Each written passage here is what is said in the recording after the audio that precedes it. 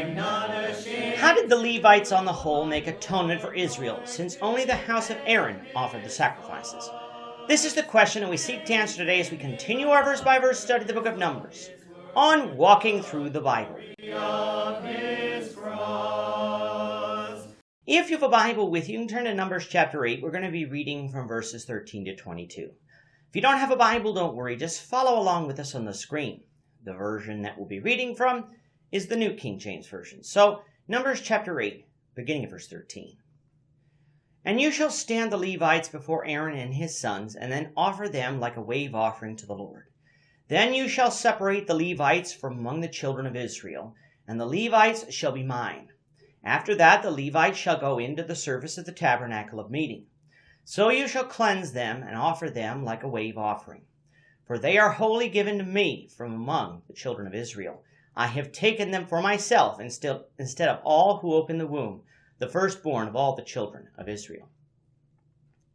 For all the firstborn among the children of Israel are mine, both man and beast. On the day that I struck all the firstborn in the land of Egypt, I sanctified them to myself. I have taken the Levites instead of all the firstborn of the children of Israel. And I have given the Levites as a gift to Aaron and his sons from among the children of Israel to do the work for the children of Israel in the tabernacle of meeting, and to make atonement for the children of Israel, that there be no plague among the children of Israel when the children of Israel come near the sanctuary.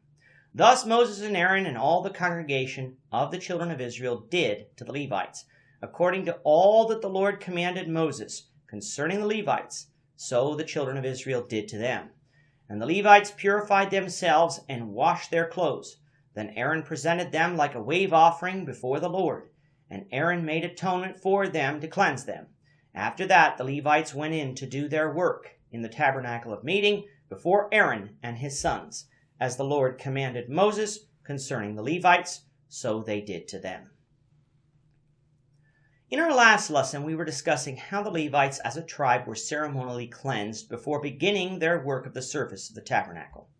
We learned that they were sprinkled with the water of purification. They then shaved their bodies and washed their clothes. After this, they were cleansed, but still needed to offer the sacrifices the Lord commanded. This would be a grain offering, a burnt offering, and a sin offering. One sacrifice would be made for the entire tribe in order for them to begin their work. This was done because nobody could approach God if they were unclean under the law. And of course, nobody could work in the tabernacle if they were unclean either. Why were the Levites chosen to serve in the tabernacle? Earlier in Numbers, in chapter 3, we discussed a couple of possibilities. One being that the Levites came to the Lord's side after the events in Exodus 32 concerning the golden calf. The second being the words of Jacob in Genesis 49. And the third being that Aaron was from the tribe of Levi. All of these reasons sound plausible, but since God doesn't specifically say, we'll leave those reasons up to God. But the Bible makes it clear that the Levites were selected for the service of the Lord instead of the firstborn among the children of Israel. Remember from Exodus that God saved the firstborn among the children of Israel from the death of the final plague that he inflicted on Egypt. As a result, each firstborn male would be separated from the people for the service of the Lord. However, in Numbers 3, the Lord selected the Levites as an entire tribe to replace the service requirement of the firstborn sons among Israel. All that would be required of the firstborn sons would be the redemption price that needed to be paid. As for the Levites, we've already looked extensively as to what their service would be for the tabernacle in the wilderness. However, there would be other duties that we have yet to see explained, especially for when they all came into the promised land and the tabernacle would not need to be moved so often. The Levites were thus given as a gift by the Lord and the children of Israel to Aaron and his sons to do the work of the children of Israel in the tabernacle and to make atonement for the children of Israel so that no plague would come to be among them when the children of Israel came near the sanctuary.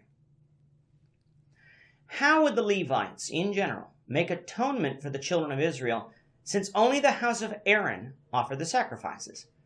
It would be through their work and service to the priests in the tabernacle.